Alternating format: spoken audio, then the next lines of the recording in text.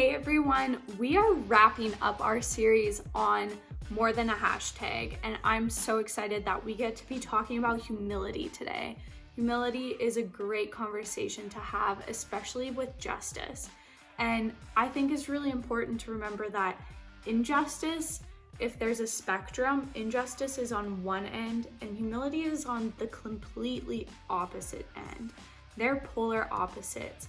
And when injustice happens, people act out of selfishness, arrogance, pride, greed, all of those kind of things. And when they behave like that, people tend to get hurt, and that's when the injustice happens. But when people act out of love, mercy, and humility, that is when justice happens. That's when rights are done, and that's when wrongs are made right. Remember this right now.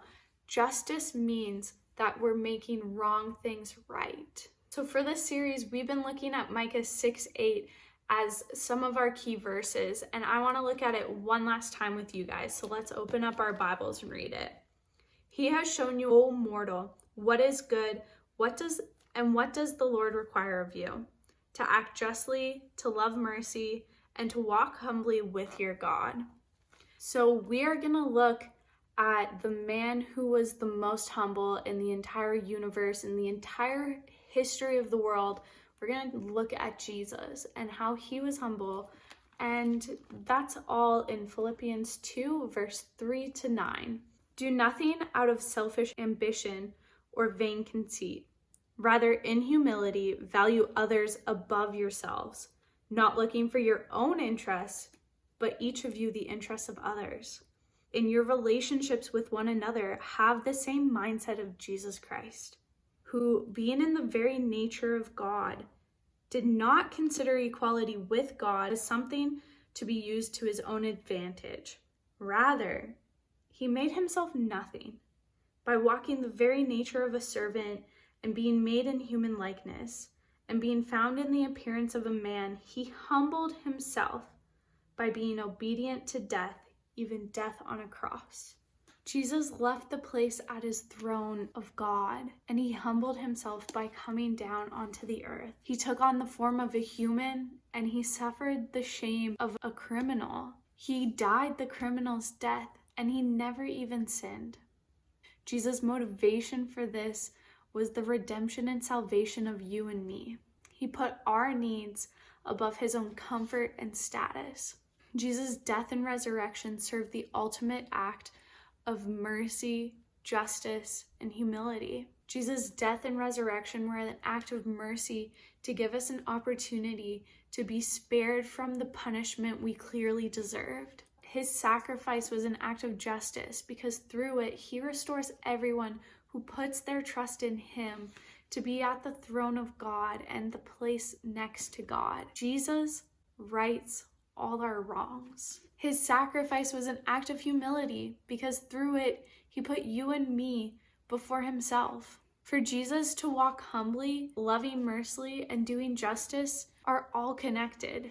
And that's why we're looking at this verse in humility and the Micah 6:8 verse as well. Our ability to humble ourselves is connected to our ability to receive the gift of Jesus. When you truly experience God's love and mercy, you will be so humbled that you want to give that to others. And so you can walk humbly with others when you remember how God mercifully walks with you. You can see the face of Jesus in everyone you see around you, in your friends, family, the oppressed, poor, marginalized, the sick, or just the people you see at Walmart too.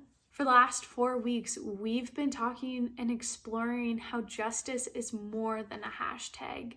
It is more than a social media campaign or post that someone makes. It is a lifelong commitment to making all the wrongs right in the name of Jesus. And so in this series, we have said that our journeys of justice start when we decide to do something. We said that God's heart for justice is less about punishment and more about showing mercy. We talked about how in many ways we need to change our behavior in order to act more justly. And today we close the conversation, but we didn't finish the conversation with a reminder to follow Jesus' example, to walk humbly with God. And so I hope in these last 4 weeks, you guys have been doing something. I hope that it's conversations or listening or educating yourselves on any of these wrongs that we need to make right in the name of Jesus. I hope that if you haven't started, that you will, and that if you don't know where to start, that you would reach out and ask us. And I challenge you guys to let us know what you've been doing, the small, the big. I want to know it all. So leave comments, get your parents to email us, tell us when we're on our Zoom calls, anything. Because I want to see you guys be the generation that do something, and that you guys are the generation that make all the wrongs right in the name of Jesus.